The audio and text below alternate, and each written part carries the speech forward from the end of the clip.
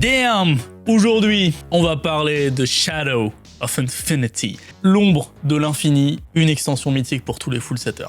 Je trouve que elle, DCR et EOJ, c'est parmi les extensions les plus compliquées et les plus chères à terminer quand on veut le full set de Yu-Gi-Oh! Des sets principaux, parce qu'évidemment si on part dans des trucs obscurs, genre les McDonald's promo là, oh là là, oh là là, là, là, partons pas dans les trucs obscurs s'il vous plaît, d'accord? SOI, on y est au milieu de GX là, c'est une extension assez emblématique. 2006. On est en 2006, donc juste avant on a eu EEN, juste après on aura EOJ, la fameuse EOJ. EOJ ça a été une des plus complexes pour moi à finir, surtout quand on n'a pas de budget, quand on est étudiant. Et SOI, il y a quelques pièces mythiques dans SOI, voilà, vous le voyez, il y a Raviel, il y a, je dirais, 4 ultimates qui sont... Attendez, je vous montre sur le grand plein écran jusqu'où va ma main. Ensuite il y en a genre 3 autres qui sont genre... Après il y en a d'autres qui sont là. Puis après il y en a peut-être une ou deux qui sont vraiment genre... Vous avez capté ou pas? C'est compliqué à avoir comme extension. Mais comme d'habitude, vous connaissez le principe, je vous ai réuni le full set, les gars. On va faire carte par carte. On va essayer de trouver des petites anecdotes pour chacune. Voilà, on va parler un petit peu de l'histoire de SOI. Il y a pas mal de cartes dedans qui ne sont trouvables en français que dans SOI, qui ont été rééditées aux États-Unis dans DR4, mais nous on n'a jamais eu DR4 en français. Donc s'il y a des cartes, si vous les voulez, c'est que dans SOI. Dans SOI, il y a eu quelques produits dérivés. Donc évidemment, il y avait le booster, il y avait la display, il y avait bien entendu la carte de sneak peek, mais ça compte pas. On est encore dans les SP. Le Vendor Edition, ça compte pas, c'est japonais. Et il y avait une édition spéciale SOI. C'est très simple, les gars. Des éditions spéciales comme ça en français, c'est-à-dire celle-ci, on en connaît 2 en collection. Il y a 2 mecs qui en ont une en collection en scellé. Voilà, sinon c'est introuvable. Donc s'il y en a qui en ont parmi vous, qui veulent me la vendre, me l'échanger, tout, j'accepte. Contactez-moi les gars, ça j'ai pas dans ma collection et c'est très très cool. Et donc qui dit édition spéciale SOI dit promo les gars. Il y a 4 promos en SOI, voilà. Et donc on va en parler des promos SOI. Avec par exemple la première, Trap à Acide. Oh, ça fait longtemps qu'elle est dans son classeur, elle. Ça fait bien 10 ans qu'elle est dans son classeur. On a eu Ririoku, pareil, hein. Ouais, il y a du clouding, tempête d'Etaqua et contrôle hypnotique. Et on commence direct. En fait, c'est le problème de ces extensions, c'est que les top cartes, les meilleures cartes, c'est les premières. Messieurs, dames, Uria. Ah non mais je vous ai dit, ça tape fort tout de suite. Tout de suite, SOI c'est les bêtes sacrées. Donc Uria, Seigneur des Flammes, aveuglante en ultra rare. Vous vous doutez bien, elle existe en ulti. Moi je crois que j'ai peut-être une des ultimates qui est en bon état, sinon les autres sont vraiment dans des états, voilà. Après elle est en première édition. Elle est en première édition, c'est déjà ça, non? Même dans cet état-là, en première édition, ça vaut un peu de sous, non? Au pire, on s'en fout. Vraiment, je l'ai acheté quand j'étais étudiant, j'ai dû acheter ça, 15 € à l'époque. Ça valait pas grand-chose. Ça vaut combien maintenant, ça? On prend en français... En état dégueulasse. En état...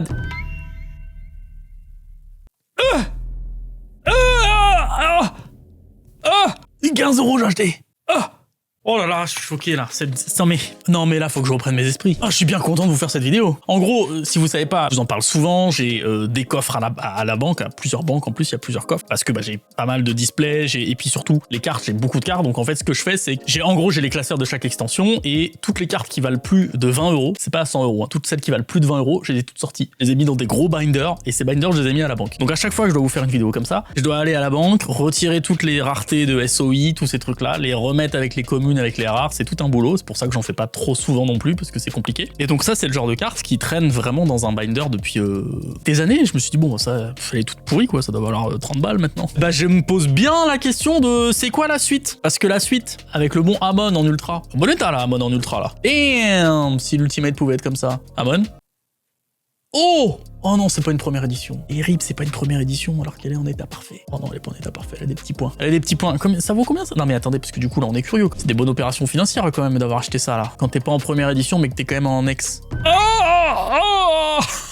Ah ouais, quand je vous disais que c'est une extension qui est pas faite pour les étudiants, déjà à l'époque, moi je m'arrachais la tête. Quand j'étais étudiant et que j'ai commencé cette extension, je me suis dit, ouais, je vais attendre un peu. Hein. Quelques petits fun facts, je vous ai même pas dit là. Uria. D'ailleurs, Uria en ultra première édition, en Irmint.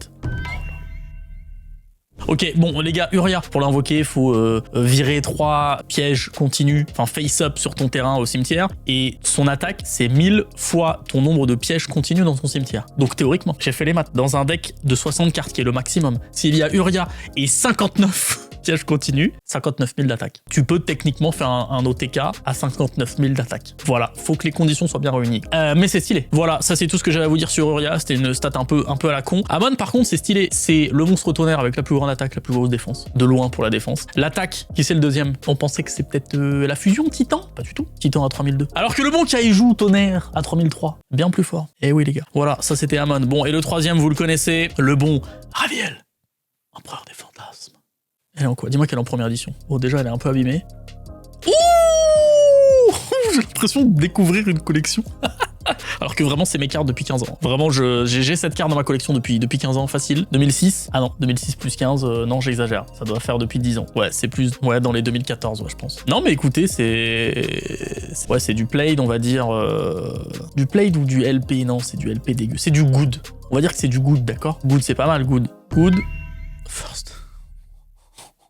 Il est comment son ex à lui? Il est un peu mieux que le mien, quand même. Voilà les gars, écoutez, c'était les 5 minutes tunas. C'est surtout ces cartes-là qui sont très complexes à avoir, parce qu'après, on passe dans du Neo Bubbleman héros élémentaire. Alors, je savais pas, Neo Bubbleman, vous savez, pendant très longtemps, l'archétype héros était comme ça là, donc pas totalement en majuscule comme c'est le cas maintenant. En fait, ils sont passés de minuscule à majuscule pour une seule raison, c'est pour pouvoir joindre un petit peu tous les sous-archétypes, donc héros de la destinée, héros élémentaire, héros du mal, héros vision, etc., etc. Et donc pouvoir faire des cartes qui disent, bah allez chercher un héros, peu importe lequel. Donc forcément, toutes les cartes héros qui sont sorties avant qu'il y ait eu ce changement, et ce changement, je crois de mémoire qu'il a eu lieu dans Generation Force, GENF, bah avec les premiers visions héros certainement. Et ben tous les héros qui sont sortis avant ça, ils ont dû être reprint avec un errata, avec leur nom qui a changé, donc c'est juste le héros qui est passé en majuscule. Et bien Neo Bubbleman, je ne savais pas, c'est l'un des 2 héros qui n'a pas encore été réédité avec cette nouvelle façon d'écrire héros. Le deuxième, c'est Neos Aérien, donc dans Stone. Voilà, c'est les 2 seuls. Cool un peu comme info, non? Et surtout, alors si, je vous ai dit, ils ont fait ça pour réunir tous les petits archétypes et tout, c'est surtout pour exclure certains monstres qui ont héros dans le nom, mais qui font pas partie de l'archétype héros, comme héros Oscillo, là, en TP1, ou Goss héros, qui ne fait pas partie de l'archétype héros. Et non, trop bizarre, alors que Jaden le joue. Je crois même, il est pas dans l'artwork, vous savez, de la grosse fusion là qui est sortie dans Maze ou un truc comme ça. Wake up your heroes, je sais pas comment c'est en français, réveillez vos héros ou un truc comme ça. Voilà les gars, qu'est-ce qu'on a d'autre? Ok, on arrive dans nos premières super rares, donc comme d'habitude, toutes les raretés encore, super rares et rares comprises, existent en Ultimate, donc le Cyberdragon Barrière existe en Ultimate. Si vous voulez des prix, en gros, quand c'est Nirmint, lui il est pas Nirmint. En règle générale, les monstres, sauf exception, on est entre 20 et 50-60 € en Ultimate dans cette extension, il y en a qui sont beaucoup plus comme on a vu. Les magies pièges c'est beaucoup moins, les magies pièges vous pouvez les choper entre je sais pas 10 et 30 € je pense en Ultimate. Ça commence à faire un chiffre, hein, sachant qu'il y en a 25 des Ultimate. Cyberdragon Barrière avec Cyberdragon Laser, qui est en Ultra, dans mon souvenir il était en Super. Donc en gros ça vient c'est un hommage à un jeu de Konami qui s'appelle Contra. Lui c'est un défense, parce que dans le jeu, je connais pas Contra, hein, j'ai lu ça dans le jeu, apparemment lui il symbolise un truc qui te protège un petit peu, alors que lui c'est l'attaque, et leurs effets parlent de ça aussi. Cool, je pensais que les 2 étaient en super, donc lui il est en ultra, très bien, le Cyberdragon Laser. En Ultimate, qui est joli quand même, hein. C'est mon préféré des 2 je trouve. Lui est très très beau, et la carte est immaculée, hein, vraiment. Belle Ultimate. Le petit rouage ancien, voilà. Le canon rouage ancien, c'est vrai qu'il y a un petit peu de rouage ancien là-dedans. Bon, je m'arrête pas les gars sur les communes qui sont pas hyper intéressantes. Tiens, j'ai un petit misprint là. Une petite tache blanche qui est derrière les chiffres. Encore du Cyberdragon Proto, donc que vous pouvez trouver en Ultimate évidemment.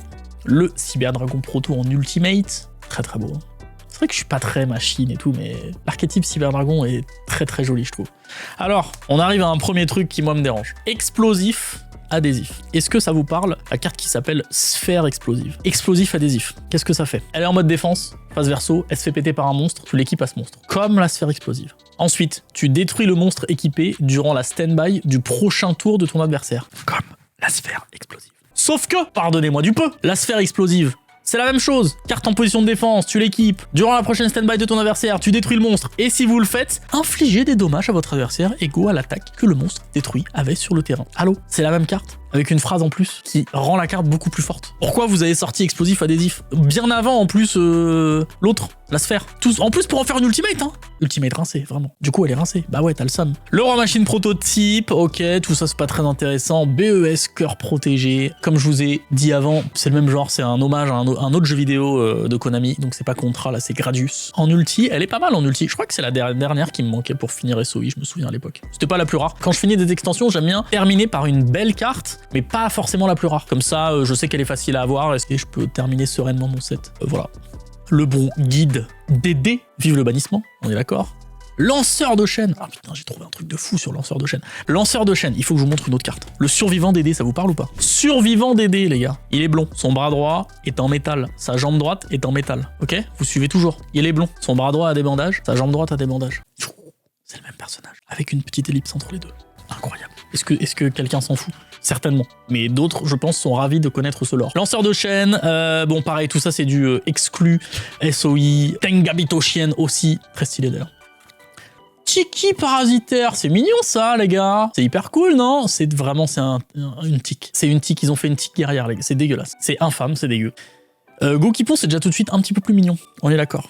Bon, insecte silencieux, c'est ce qu'on appelle une punaise d'eau, d'accord? Pour ceux qui ne connaissent pas punaise d'eau, on fait un peu de Dog 7 aujourd'hui, hein. Ça c'est une neppe, bref, peu importe, j'aime bien les insectes. Punaise d'eau, d'ailleurs c'est mangé en Asie. Des bonnes brochettes. Eh bien, voilà, bah écoutez, punaise d'eau quoi, après la tique, le chef designer de SOI était peut-être entomologiste, je sais pas. Ah bah après, ok, il y a plein d'insectes qui vont suivre, mais au moins c'est des insectes un peu normaux. Insecte tronçonneuse, pourquoi pas en ultimate? Moi j'aime bien cette ultimate, elle est pas incroyable, mais voilà, c'est 2400 et sans sacrifice, ça peut te permettre de faire des trucs. Si cette carte combat un monstre, votre adversaire pioche une carte à la fin de la damage step, moi je dis pas non, d'accord? En draft, ça peut être sympa en draft. Derrière, on a encore d'autres insectes, le fourmilier vorace. Non mais ça parle à qui ça, le fourmilier vorace, les gars? À personne, c'est normal, c'est que dans SOI tout ça. Ensuite, on arrive enfin dans des insectes un petit peu plus intéressants. Déjà le scarabée sabre, hein, qui a été réédité dans 5DS1 il me semble, ou 5DS2 peut-être. Mais surtout, le chargeur dévastateur, en rare et bien entendu en ultimate. Chargeur dévastateur qui était joué dans certains decks. Alors je sais pas si c'était vraiment méta à l'époque, mais moi je me souviens m'être build de ce deck là. En tout cas c'est un deck qui joue avec les rituels, avec Pen, roi de l'Armageddon, qu'on verra tout à l'heure, qui est dans cette extension, qui clean le terrain. Tu invoques Pen en utilisant 2 insectes, les insectes sont au cimetière, du coup tu bannis les insectes, t'amènes chargeur dévastateur, un petit coup de mégamorph, bam bam, OTK. Trop cool chargeur dévastateur. Ah, on y est déjà, bah ouais, c'est la 4ème. Ouais, mais après les bêtes sacrées qui sont hyper chères parce que c'est emblématique à Yu-Gi-Oh!, l'ultimate de Renet est hyper cher parce que c'est emblématique de la méta. Ça, c'est la carte recherchée dans cette extension quand on parlait de méta. En ultimate première édition, je crois que j'ai fait un peu le greedy. Oui. En ultimate, pas première édition. Je crois que les 2 versions sont en très bon état. Ouais, ça c'est sur la sleeve, ça. 2 petites rainettes, ouais, bah j'ai pas grand chose à dire, hein. C'est incroyable, ça a révolutionné la méta, des gens sont fans absolus de cette carte, c'est emblématique du jeu. Et pas que dans SOI, c'est vraiment rainette, tout le monde connaît rainette. Trop fort rainette. Alors que derrière, bah il y a des crapauds, nul. Voilà, hein, je vous laisse mettre sur pause, des tadpoles, on se souvient comment c'était rincé au sol. Ok, il y a trop de trucs, on enchaîne dans plein de trucs. Bon, la princesse Pikeru qui existe donc en ultimate, et la princesse Kuran qui existe pareil en ultimate. Ça, c'est des cartes nulles, et ça vaut un rein. Enfin, un rein, non, c'est pas les ultimates les plus chers, hein. Ça doit valoir, je sais pas, entre 50 et 75 €, uniquement parce que c'est un peu waifu, c'est tout. Dès qu'il y a des ultimates un peu comme Doriado et tout, les prix s'envolent. Typiquement, ça, princesse Kuran, on peut aller voir, hein. SOI FR 028. Qu'est-ce que ça dit en ultimate near mint? First, bon, c'est un Suisse, alors il la vend moins cher à 43, mais sinon c'est 50. Tu sais pas pourquoi, alors que vraiment le monstre est rincé, hein. Et l'autre, la Pikeru, c'est pareil. Voilà, 60. Et ouais les gars, c'est comme ça. Qu'est-ce qu'on a derrière? Le broyeur de mémoire, incroyable, broyeur de mémoire. Alors, broyeur de mémoire, bon déjà il existe en ultimate. Je crois que c'est la première ultimate que j'ai vue dans SOI, ça, à l'époque. Et je relisais son effet, là, je me souvenais plus trop de son effet. Donc, si cette carte attaque directement les life points de votre adversaire, infligez aux life points de votre adversaire des dommages égaux au nombre de cartes dans le fusion deck de votre adversaire. Donc dans l'extra deck de votre adversaire, hein, c'est l'ancien terme, fois 100. De mémoire, j'ai fouillé dans mon esprit, et je vois qu'une seule autre carte qui parle de compter le nombre de cartes de l'adversaire. Parce que t'en as qui disent enlever des... On va en voir à la fin, il y a une carte qui dit enlever des cartes fusion, enlever des machins. Mais là, c'est une carte qui est basée sur le nombre de cartes de l'extra deck de l'adversaire. J'en connais qu'une seule autre, qui s'appelle Recouvrement, qui est sortie bien plus tard. Hein. Si cette carte est dans le cimetière et que votre adversaire a minimum 5 cartes de plus dans son extra deck que vous pouvez payer 2000 points de vie et invoquer spécialement cette carte. Donc là, il faut compter le nombre de cartes dans l'extra deck de l'adversaire, c'est-à-dire 5 cartes de plus. Pour moi, il n'y a que ces 2 cartes-là. Si vous en connaissez d'autres, dites-le moi en commentaire, ça m'intrigue pas mal. Mais donc voilà, le petit broyeur de mémoire. Ensuite, on enchaîne sur quelques monstres pas très intéressants. Voilà, c'est du SOI, il y a que ça en SOI. Enfin, ça n'existe que en SOI, pardon. Fantôme herbeux, voilà, j'imagine que c'est des cartes que certains d'entre vous n'ont jamais vues, ne connaissent pas. Des petites communes. Phalène des sables. Alors, Phalène des sables, je pense que ça peut être intéressant en draft comme carte. Lorsque cette carte face verso en position de défense est détruite et envoyée au cimetière, excepté à l'issue d'un combat, tu échanges l'attaque et la défense de cette carte, donc elle passe à 2000 et tu l'invoques spé sur ton terrain. Il y a peut-être un monde en draft, tu vois, tu te prends un trou noir, un truc comme ça. Il y a peut-être un monde où ça fonctionne. Petit dragon divin, voilà, en super rare, et donc en ultimate, bon, j'ai pas grand chose à dire sur dragon divin. Je crois que c'est le seul dragon divin qui a un tiret dans son nom, les autres n'ont pas de tiret. Elle est jolie en vrai en ultimate. Mais surtout, voilà, on arrive aux deux cartes du milieu de cette extension. Deux rituels, messieurs, dames. Alors on a Ruine, hein, reine de l'oubli, qu'on peut oublier, voilà. Par contre, derrière, on a Peine. On a Peine. Et lui, son ultimate, compliqué à trouver. Cher et compliqué. Voilà pourquoi la mienne n'est pas dans un très bon état, hein, comme vous pouvez le voir. Bon, Peine, c'est trop fort, hein. Dès qu'il est là, tu payes 2000 points de vie, tu cleans le terrain. Sauf elle, bien sûr. Donc ensuite, tu peux taper à 2004. Donc trop fort, Peine. Il y avait des combos à faire avec. C'est trop cool à jouer. De mémoire, ça a été un des premiers rituels vraiment méta, non? En tout cas, ce qui est sûr, c'est que ça a été le premier rituel à être limité dans l'histoire du jeu. Bon, ensuite, on a des trucs un peu... Voilà, du grenouille d'ess, hein, merci beaucoup. Bon, et les magies pièges, tout ça, c'est de la magie piège, les gars. On a vu la majorité de la vidéo, vous allez voir, c'est pour ça que cette vidéo se termine dans pas trop longtemps, parce qu'il n'y a pas masse de trucs à dire là-dessus. Voilà, cœur de héros... En fait, elles sont toutes rincées, vraiment. Toutes rincées, ok, il y a du rouage ancien, ok, il y a... Voilà. Il y a des cartes d'archétype, hein, on s'entend, mais c'est rincé. Fantôme martyr, par exemple. Alors, en ultimate, elle est très belle. J'ai rien à vous dire dessus. Enfin, voilà, il y a Uria, il y a Amon. Quand ils sont là, ça te permet d'invoquer un jeton fantôme martyr, c'est-à-dire lui. Et la première fois qu'on a eu cette carte jeton, pour vraiment dans les mains, possiblement, SDSA 2020, le deck de démarrage des bêtes sacrées. Ça a mis du temps à arriver, ce jeton en jouable. Voilà.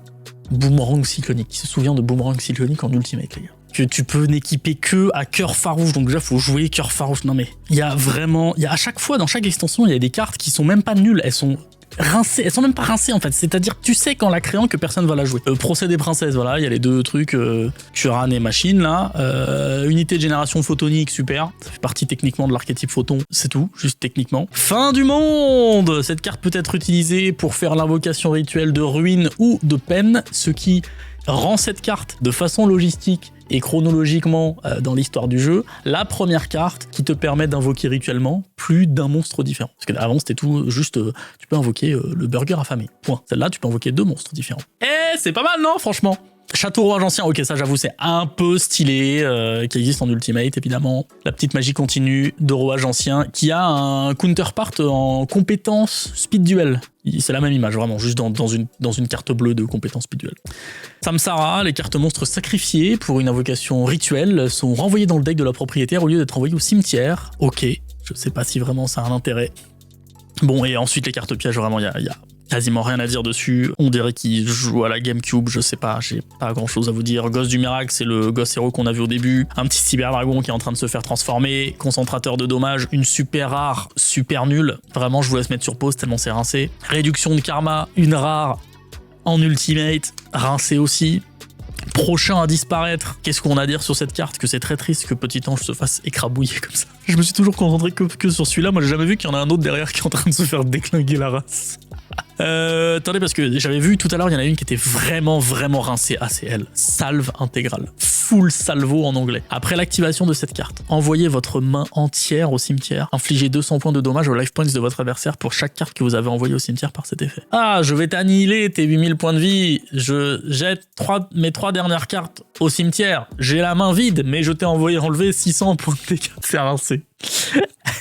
Ah mais si, attendez, ça j'ai un truc à vous dire, probabilité de succès 0%. Bon, il y a tout un lore avec Kozaki, machin, bon, les scientifiques fous et tout. Lisez bien ça. Envoyez 2 monstres de fusion choisis au hasard depuis le fusion deck, donc l'extra deck, de votre adversaire au cimetière. Je me pose 1000 questions avec ça. Est-ce que tu peux l'activer si le mec n'a pas d'extra deck? Comment tu fais s'il a quelques fusions, mais aussi des liens, des X6, des machins? Comment ça se passe? C'est-à-dire, il isole lui-même les fusions qu'il a, et aléatoirement, dans ce paquet isolé, on n'en sort que 2, mais ça veut dire que je sais combien il lui reste de fusions dans son extra deck, et ça, c'est une info importante, normalement pas du tout publique. Est-ce que les pendules fusion qui seraient face-up sur son extra deck, est-ce que ça compte? Non mais il y a trop de trucs techniques, d'accord? S'il y a des judges qui passent par là, qui peuvent répondre à toutes les questions que j'ai posées, n'hésitez pas, parce que cette carte m'intrigue au plus haut point. Non pas que je vais la jouer un jour, vraiment elle est rincée, elle pue du slip, mais alors son effet m'intrigue plus que tout. Bon, et derrière, chasseur d'opportunités, voilà, il y a des belles petites ultimates pour finir, voilà. Gobelin sous pression, une belle ultimate, et la dernière, c'est aussi une ultimate, dysfonction, payer 500 points de vie, annuler l'activation d'une carte piège, renvoyer-la dans sa position d'origine, cool, pour qu'il puisse vraiment juste la refaire dans la foulée. En plus, l'ultimate est dégueulasse. C'est ça aussi de faire le full set, les gars, c'est que parfois vous devez aller chercher des cartes rincées qui finiront voilà dans un classeur, mais que des mecs se sont fait quand même chier à dessiner, à se dire ça, j'ai une bonne idée de texte là les gars. Tout le monde a dû lui dire Roger, c'est pas très fort hein. Oui mais bon, faut compenser, on a mis Renette dans l'extension, faut qu'on mette un truc un peu plus nul. Non bah non Roger, non. Roger-san, parce que t'étais sûrement japonais, c'est pas comme ça que c'est censé se passer. Les gars, je suis ravi de vous avoir présenté SOI, et surtout parce que moi SOI c'est pas mon extension de cœur hein. Vraiment, EOJ, c'est la dernière extension de 3 lettres que j'ai terminée, de l'extension principale hein. C'est la toute dernière que j'ai finie. Donc, il y a longtemps évidemment, là je dis déjà il y a 6-7 ans que j'ai terminé EOJ, mais je me souviens que c'était de toutes les extensions principales qui ont 3 lettres, parce qu'après on passe à 4 lettres avec Stone, TAEV, LODT, etc. J'ai eu beaucoup de soucis à la finir, donc j'ai trop hâte de pouvoir enfin vous montrer ce full set dans la prochaine vidéo, certainement l'année prochaine bien entendu. Merci d'avoir suivi cette vidéo et cette année en m'accompagner, je sais pas si je ressors une vidéo d'ici le 31, on verra. Très bonne fête les gars, amusez-vous bien, vive Yu-Gi-Oh, achetez plein de cartes, complétez vos collections, envoyez-moi des photos de trucs hyper rares, je vous réponds en commentaire.